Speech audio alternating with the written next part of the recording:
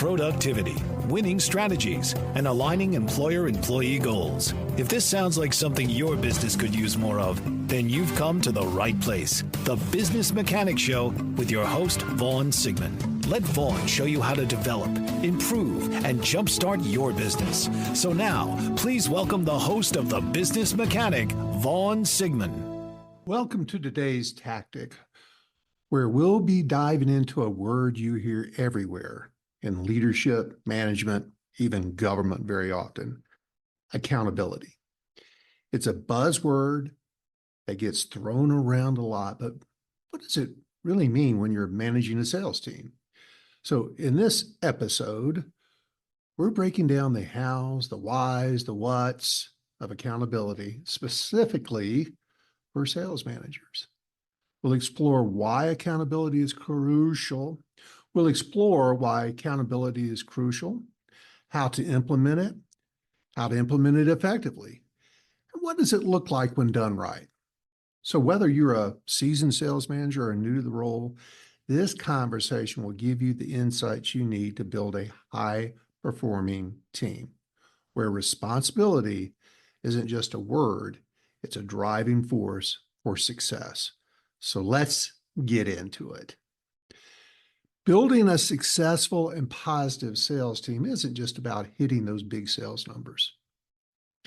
It's much more than that. It's about encouraging the right behaviors that drive long-term success.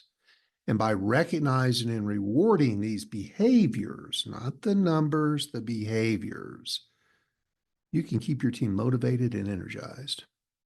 It's all about fostering an attitude of responsibility and accountability. So in this tactic, we'll explore how essential it is for being an inspirational sales manager to create a culture where every team member takes personal ownership of their role in the sales process.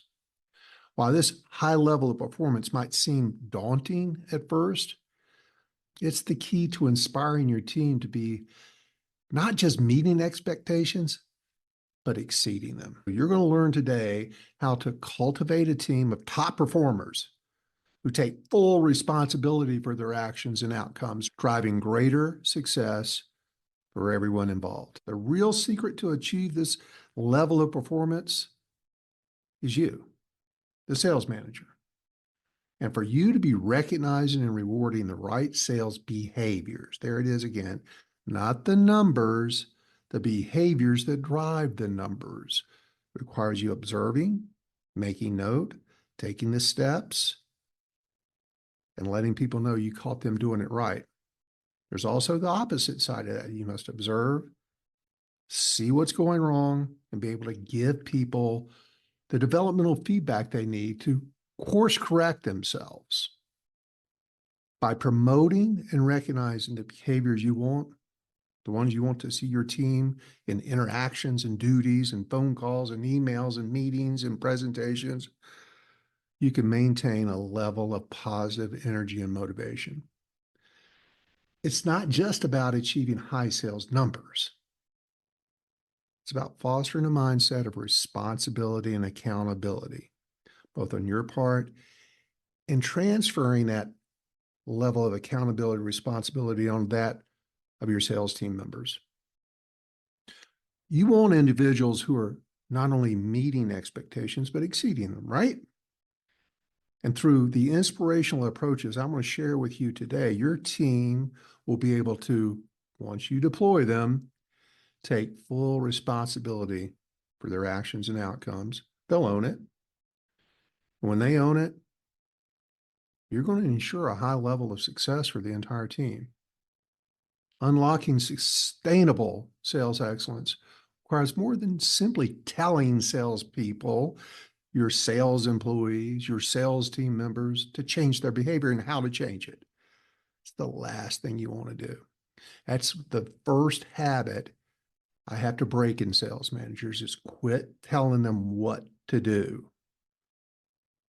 Instead, you must coach them. You must coach them and help them recognize what is working successfully, what those behaviors are, when they do it, how they do it, and most importantly, how to sustain it. On the other hand, you must also Make them aware of what they're doing or not doing that's creating shortfalls in their potential performance. So when I talk about coaching, what am I talking about? Coaching means creating self-awareness, self-discovery. That's where you've got to get away from telling them what they're doing wrong, telling them how to correct it. This is how you get buy-in, self-discovery. This is how you get commitment, self-discovery. And at all costs, you must avoid telling them and help them self-discover what they can improve on or what they're doing that's so terrific that's getting them the results. You do that by using some open-ended questions. And I've got 10 examples, which I'll list in the show notes, of questions a sales manager can use to help a salesperson identify the areas for improvement. Question one, Mr. Salesperson, Miss Salesperson, what specific part of the sales process do you feel most confident in? Why is that? Question two, hey, which part of the sales process do you find most challenging? How do you usually handle that? Tell me, can you recall a recent sale that didn't go as planned? What do you think contributed to that outcome?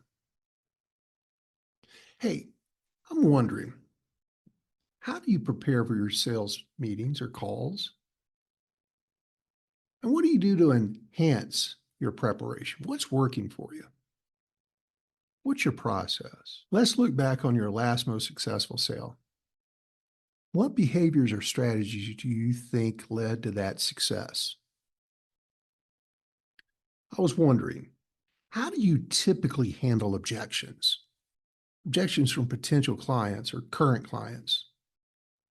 And do you think there's a way to improve that approach? In your interactions with customers, how do you gauge whether they're genuinely interested? In your interactions with customers, how do you gauge whether they're genuinely interested or are they just being polite? What feedback have you received from customers or colleagues that surprised you? How'd you respond to that? Tell me, how do you stay motivated when a sale doesn't go through? And what could help you bounce back even quicker? What's one behavior or habit that you believe is holding you back from reaching your full potential in sales? What steps do you think can change that? These questions are all designed to encourage introspection, as you just heard. This helps salespeople gain insights, critical thinking skills. See, by telling them what to do, you're telling them what to think. This way helps them critically think their way out of challenging situations, or even when things are going right, to be able to recognize what's going right and be able to repeat that in their behaviors. Not only what's working very well, but areas that they can identify to improve on and get even better. Now, I'm going to guess that you've got some level of sales training involved with your organization. Not, we need to talk about that. You need to have consistent, high-level sales training, whether it's an outside person coming in and training, an online course, or you yourself conducting sales training. It's important for everybody to understand the proper behaviors as expected by you, the sales manager, as expected by your sales process. And you do have a sales process, right? You need to have an established, documented sales process. How else do you train somebody? Tribal knowledge? If that's the case, you're holding yourself and your team members back. So all that aside, now let me give you 10 self-discovery questions that connect the salesperson's reflections back to their sales training or the sales process. First one. Tell me, how closely do you follow the sales process we've been training on? Where do you think you might be deviating from that? Which techniques from your sales training have you found most effective? Great. How are you consistently applying those? Think back. Can you identify a recent sales interaction where you used a strategy from our training? What was the outcome? What'd you learn from that? I'm curious. Are there any parts of the sales process you tend to skip or rush through? How might you fully embracing that and fully engaging in that step or those steps? How might that impact your results? How do you feel you're utilizing the tools and the resources provided in our sales training? You think there's anything you've overlooked that could enhance your performance? Think back and reflect on our sales process. Where do you see opportunities to better align your approach with what you learned in training? Tell me, when you encounter a challenging sale, how often do you refer back to your training for guidance? And what insights have you gained by doing so? How effectively are you using the questioning techniques we've been practicing this? How effectively are you using the discovery question techniques we practice in training to uncover customer needs, pain points, wants, challenges? In what ways do you think adhering more closely to our sales process could help you achieve better results? Looking back on recent sales, how often would you consciously, looking back on recent sales, how often have you, looking back on recent sales, how often have you consciously applied the principles from your training? Okay. Where do you see some room for improvement? Improvement in integrating these principles into your daily routine. They're going to have answers. Sometimes it's difficult to pull all this out of them. You may have to probe, tell me more, share with me, think about how would you maybe. Keep probing. They may be hiding the fact that they know better during the course of this, or very often high performance salespeople are so subconsciously competent that it's hard for them to unpack these vital behaviors, these best practices that they routinely go through during every sale interaction. It's hard for them to pull that out and describe those. So help them self-discover both from an improvement and a success side of things. All these questions are designed to help your salesperson reconnect with the training and the sales process. And by doing so, you encourage them to apply these lessons more consistently, like day to day with every customer. It's like playing the same sheet of music over and over again because that's what works. Now let's transition over to our topic, which is full accountability. And full accountability is the key to success.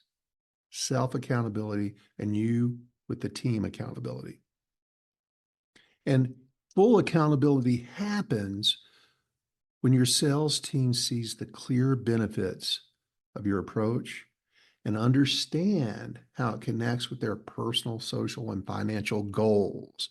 That's so important for you to align their goals to their behaviors. Because when you do, this is going to improve that. Tie it to their goals. So now, let's talk a little bit more about the importance of accountability in a sales team. Because by fostering a mindset of responsibility and accountability using the proper communication techniques, which we just went over, you can inspire your sales team to take personal ownership. Those open-ended questions help them tell you we're much more likely to buy in and take ownership of what we tell somebody versus what we're told. So when they take personal ownership of their roles, their best practices, their vital behaviors, using the process, using the sales training, It helps them exceed expectations. And as they practice and ingrain this, they are able, thus you are able, to achieve sustainable sales excellence. And let's just face the fact. It's essential to acknowledge that a lack of accountability on a sales team can have a significant impact on their collective performance. And that's all on you. Because while it's easy to attribute poor sales outcomes to external factors, excuses, it's hard to hire good people, competition is too tough, our prices are too high, we're out of stock. When you take a closer examination, really look at what's happening, what they're doing or not doing that's creating success or shortcomings. When you look hard at your team's internal processes, I promise you, through your observations, you will reveal a range of issues that are holding them back. So high prices, your prices may be too high, may be the absolute truth. You may absolutely be out of stock. The economy may be a little rocky right now. That all is very plausible. But this puts the accountability back on you. How can we close those issues by doing a better job at selling? How can we improve our approach, our techniques, our frequency, our training, our feedback to get a little bit better? So as I continue on around this tactic, let's explore why accountability is so crucial to your team's success. And we're also going to talk about the common problems that arise when lack of accountability is in place. But through the years, I found where there are challenges with sales teams, starts with the sales manager. And it's often, not almost always, because they are not addressing the issue. They're not having difficult conversations. They have some level of reluctance or fear of holding their team accountable. Why? Here are 5 reasons why I've discovered through the years. These aren't necessarily in order, but they're the 5 most common. 5 most common reasons why sales managers do not confront accountability. Fear of conflict. Many sales managers, they worry about enforcing accountability, and that's going to lead to uncomfortable confrontations or conflicts with their team members. Listen, I understand that can be stressful, and they fear that it's going to potentially harm team morale. It may or it may not. I can tell you when handled properly, it will not. Almost never, when the proper communication skills, the proper mindset, the proper attitude and emotion is applied, you will not have conflict, especially if you're frequent enough with your feedback. If you're letting it build up too long, the likelihood of some confrontational conflict will come out, and you can harm team morale because now you're inconsistent. And the number 2, which is often tied with the first one I just discussed, is sales managers' concern about damaging responsibilities. And number 2, which ties back to the one I just discussed, the number 1 reason, is a sales manager's concern about damaging relationships. Many sales managers build close relationships with their sales team. Generally, sales team members are made up of people, and we naturally have social engagement and the need to be liked and the drive to get together and support each other. And in their fear of missing out on being liked or being accepted, they fear that holding someone accountable could strain or damage the relationship you have. And those damaging relationships in their minds could lead to a less cohesive team environment. And again, that may be true, depending on how you approach it. And frequency, again, is fairly key to this.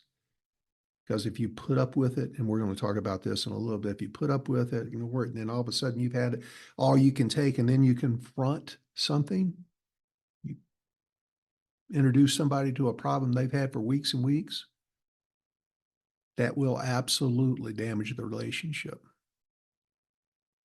And again, we're going to talk about that in more depth in just a minute.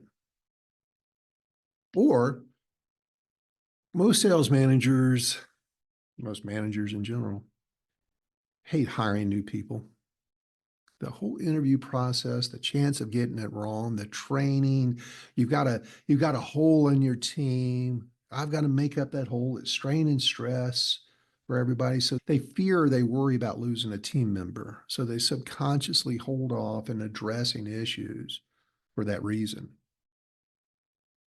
Managers may be concerned if they push too hard on accountability, especially if it's with someone that is fairly high performing, but you see something that has to be addressed, that the conversation is going to create an opening. That person's going to leave the company, quit.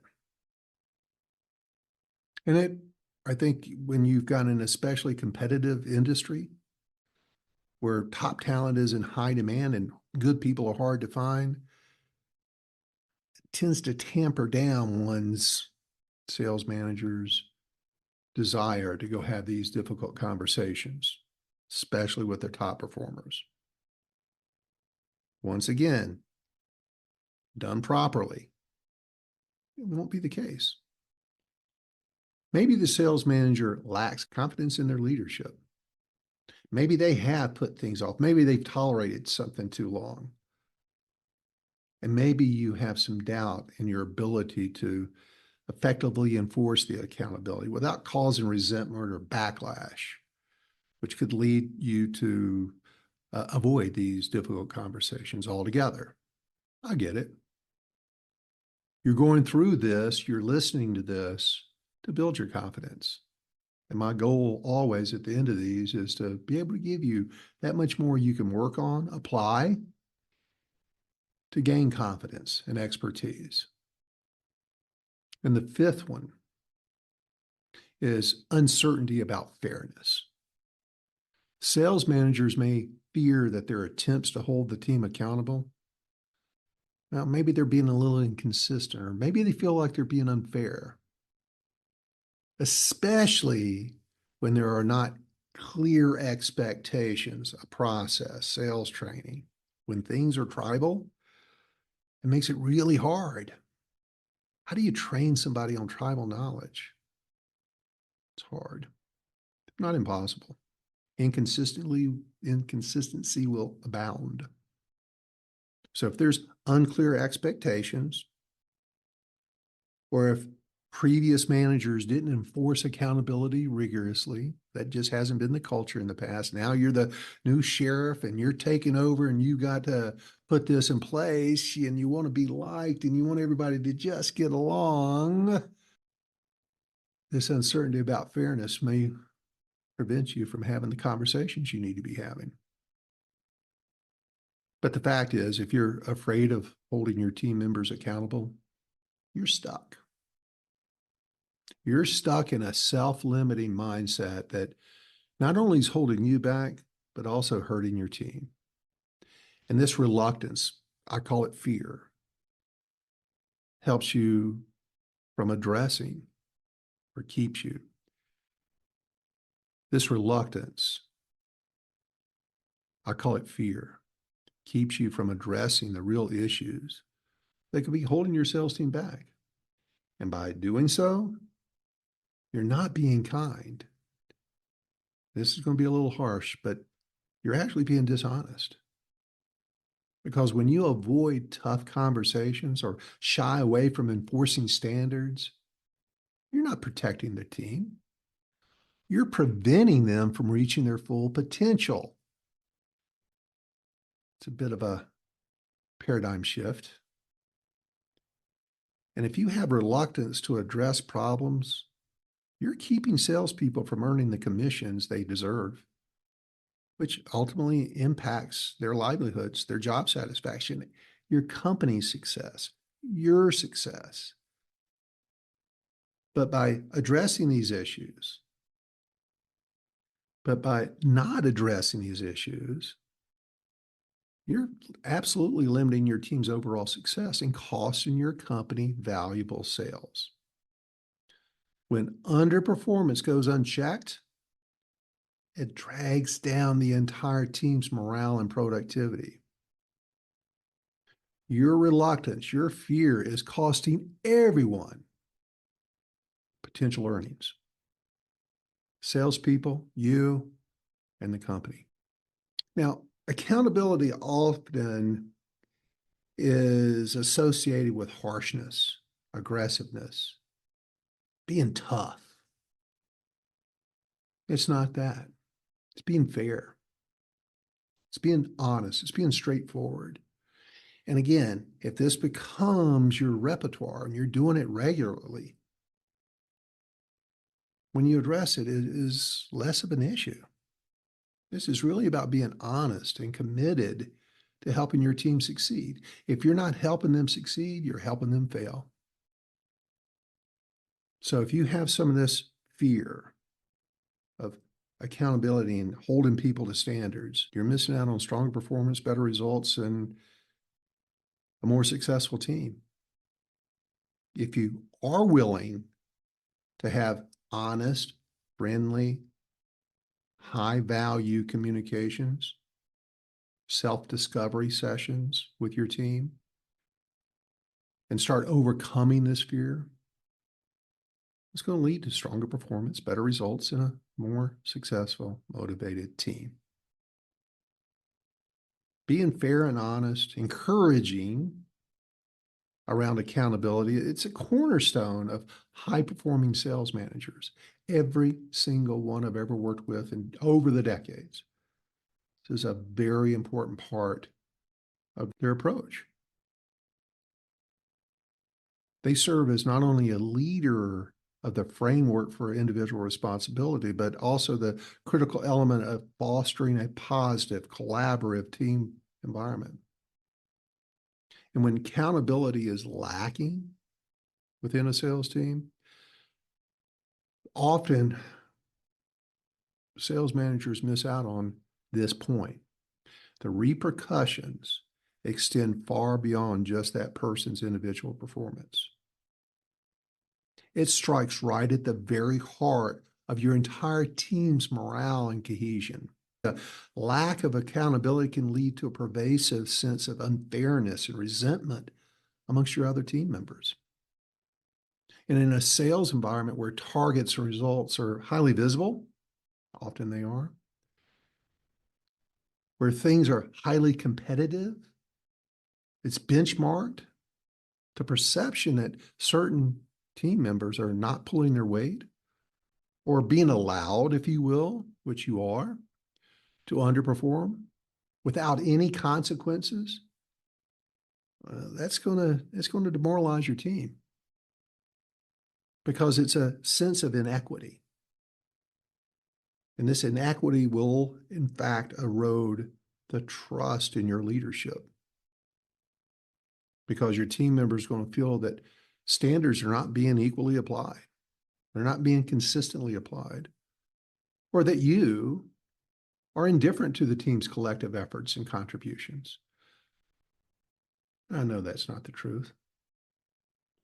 Moreover, when poor behaviors or poor performance go unchecked, not only does it undermine the team's overall productivity, but it also places an undue burden on more conscientious and high-performing team members. When you're coming up short in sales, who do you go to? the people who are performing. So you're relying on them to do even more. You're punishing your top performers. And by not confronting your underperformers, you're rewarding them. You don't intend to do that. Nobody intends to do that, but it's essentially what you're doing. So you don't mean to, but understand that you are. And these individuals may find themselves compensating for their underperforming colleagues. When times are tough, your top performers have more and more burden put on them to hit the numbers. You're increasing their stress. You're increasing the likelihood of burnout. And with all that, they're going to become dissatisfied. They're going to become frustrated with you. As I've said often, people work for people, they don't work for companies. It's you they're going to get frustrated with. And over time, this dynamic can create a very toxic work environment where even the most capable team members may become disengaged, maybe even seek out other opportunities, which further diminishes team morale. You want more? Here's a little bit more. The absence of accountability can stifle personal and professional growth within the team. Accountability mechanisms such as regular performance reviews, constructive feedback, proper communication skills, proper goal setting, those are not merely tools for performance management, but they're also essential for individual development and team development. Without these processes in place, team members may lack the direction, the motivation, the support needed to enhance their skills and achieve their full potential.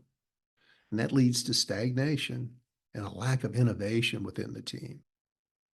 By fostering a culture of accountability within a sales team, it's not just about monitoring performance and addressing underperformance. It's about building a foundation of trust and fairness and mutual respect. And by you holding all team members to a clear and consistent standard, leaders can ensure that individual achievements are recognized and rewarded. Now we're going to the other side. That challenges are addressed, and when they're addressed constructively, they're not discouraging, they're encouraging. And that keeps your team united around its goals and its mission and its values. I'm telling you, it will absolutely enhance team morale. Accountability enhances team morale. Sales teams love a box. That's the fairness box, I call it. They may walk right up to the edge and look over, but as long as they know where the box is drawn and that everybody is equally held accountable to what is laid out in the way of expectations and standards, they're going to be much happier. It not only enhances team morale, but also drives collective success, creates a virtuous cycle of performance and satisfaction. And addressing poor performance in a sales team is not just about maintaining team morale and ensuring equitable work distribution. It's also fundamentally about fairness and respect towards the underperforming team members themselves. You owe it to them to help them out and not hold back with the proper technique. How can they fix what they don't know about? How are they going to fix something that they don't understand how to do? How can they improve what they're unaware of? Much less how, much less what steps to take to improve it. Without clear feedback and communication, it's totally unfair to expect an individual to recognize their own shortcomings and in turn improve upon them. It's almost impossible. It's the rare individual can do that. Human nature often leads us to harbor frustration towards others for not meeting expectations, our fear of conflict, and keeps us from having explicit communication.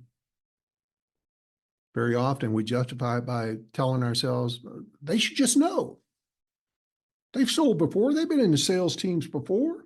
They sold before they came here. It's not true. You're just kidding yourself. This mindset is particularly counterproductive in a sales environment. Clear goals, clear standards, clear strategies, expectations, performance metrics, everybody being held equally accountable to those are essential to success. And expectations within a sales team must be explicit, clear as the nose on your face, leaving no room for ambiguity. What's expected? I know what's expected of me at work. And then I have the tools, the knowledge to achieve those expectations. It's clarity. And clarity begins with setting specific, measurable, achievable, relevant, and time-bound SMART goals for each team member. I'm shocked how often I get brought in to help a sales leader out, sales team out, and find that the sales team really haven't defined goals, much less those goals being reviewed on a daily basis, weekly basis, and the how-tos to achieve those goals. Best case is they just put a big number up there. Worst case is there's just sell what you can sell. It's very unclear. So in this environment of fogginess, we don't know where our challenges are, much less how to improve them. Some sales managers often use the excuse that they don't have enough time for these conversations I'm leading you to right now. Because this takes a lot of conversations, a lot of coaching interactions. And very often, sales managers avoid this using the internal excuse that they don't have enough time for these long, frequent discussions about accountability and coaching and the how-tos. They believe their conversations are too time-consuming. I assure you that is not true. It's just another self-limiting mindset that ultimately hinders your effectiveness as a leader. By avoiding these crucial conversations, managers may think they're saving time. I often talk about efficient versus effective communication. You may think you're saving time by not having these one-on-one conversations frequently. These self-discovery sessions, those take so much longer than you just telling them what to do. Tell them what they're doing wrong and how to fix it. That's very efficient. It's just not very effective. What I'm talking about through self-discovery takes time. It takes time over time. But you're not saving time. You're actually setting yourselves up for more significant time drains in the future. Because if people aren't making it, you're going to have to replace those people. If people are demoralized or you have poor engagement within your team, they're going to be quitting. Hiring and training takes a lot of effort. How about the conversations you have to have with your boss? Time and effort, stress on you. Addressing issues early and consistently through proper communication will prevent all these small problems from snowballing into bigger, more complex challenges that require more time and effort to resolve later on. It may put you way behind the competition because you're not driving for success in the proper ways. So this is an investment in time. It's the proper investment in time. The proper investment in time in having the right discussions using self-discovery communication techniques, it actually saves time in the long run, builds morale, builds engagement, builds trust, builds respect. And when you take the time to guide your team members through self-reflection and accountability, now critical thinking, they're empowered to help themselves identify and correct mistakes, their own mistakes. And your self-discovery sessions will become easier and easier because they get there sooner as you're talking them through it. And a proactive approach reduces the likelihood of ongoing underperformance and the less need for constant managerial intervention. In the end, the time saved from not having to repeatedly address the same issues with the same people far outweighs the initial investment of time in these meaningful conversations, guaranteed. So by prioritizing these discussions, sales managers can create a more efficient, high-performing team that requires less micromanagement, the bane of everybody's existence, less micromanagement, less correction, because they're constantly getting better. You're helping them get better and better, less discussions, better performance. So you're going to get better results and less stress on them, less stress on you. But understand when performance issues arise, they should be addressed promptly and constructively. And provide that individual with specific feedback and actionable steps. Help them get better.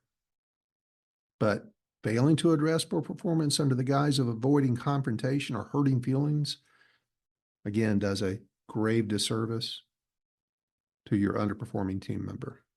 Nobody gets up in the morning and goes to work wanting to do a poor job. They want to do a good job. Help them do a good job. Without your coaching and input and direction, it deprives them of the opportunity to grow, learn, enhance their skills. Moreover, it can lead to a situation where the individual is unaware of their performance issues. They can't fix what they don't know about. And by avoiding confrontation, avoiding these conversations, you reach this critical point where enough pressure has now been put on you from whatever source. Maybe an annual review, maybe time to write somebody up, disciplinary action, which is really demoralizing.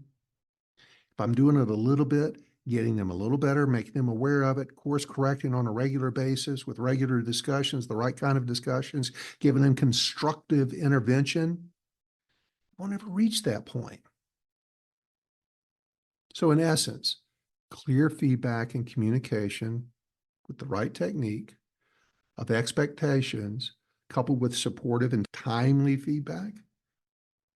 It's not just about accountability. It's about providing every team member with the tools and guidance they need to succeed. So don't avoid these conversations. Have them often. Be proactive about them. Be fair with them. And in wrapping up this tactic, this part of the tactic, by fostering an environment where feedback is seen as a positive and integral part of the sales process. That's the cool thing about this. If you're addressing this with the right mindset, with a positive, encouraging mindset, they look forward to these discussions, especially if you're helping them self-discover. If you're pounding on them, do this, don't do that, it's all coming from you. It's a conversation that is a monologue, not a dialogue. They'll dread it. But if they're actually getting help and able to go out there and apply what you're helping them with and getting better, you're creating a culture of continuous improvement where every team member not only looks forward to these conversations, they feel valued, supported, trusted, and now they're motivated to achieve their best. That's inspirational leadership. This approach not only uplifts the individual, but it strengthens the team. Weak link in the team, right? It strengthens the team as a whole, and it creates a cohesive, motivated, and high-performing unit. Grab something out of this. Think about it. Start applying it. Work through your issues, your fear, your reluctance, and think about how you can change your approach to have the right conversations at the right time with the right people, at the right level of fairness. And you will see your team begin thriving at a level you never would have expected. Well, that's a wrap on another episode of the Business Mechanic Show. If today's content resonates with you, then you're going to love what we have to offer. From performance coaching designed to enhance your potential, to executive coaching that guides leaders to steer their ships towards greater success. Are you in sales management or looking to fortify your leadership acumen? Dive into our sales management training and coaching. Not only will it sharpen your strategies, but it will also provide you an ROI that's undeniable. Remember, the best investment you can make is in yourself and your team. And the best part, prices start at just $47 per month, making top-tier coaching and training accessible for everyone. Your growth, both personally and professionally, can have a ripple effect, the one I call the transformational triangle of change. Thanks once again for tuning in, and remember, every business needs a tune-up every now and then. Let the Business Mechanic Show be your guide. Check out our website, rdltraining.com, to discover more details on our programs and coaches. We have a link in the show notes to guide you there. Until next time, we're out of here.